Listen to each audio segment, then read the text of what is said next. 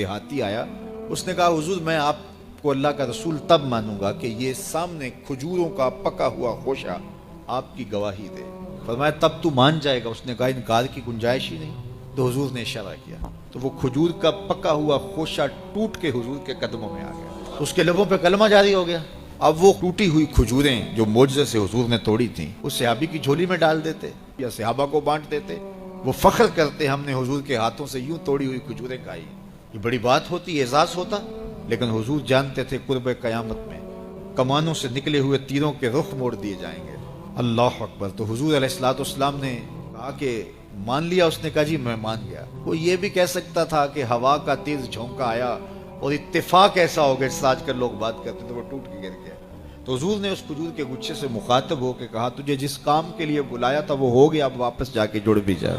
सिर्फ तोड़ना नहीं जानते, जोड़ना भी जानते।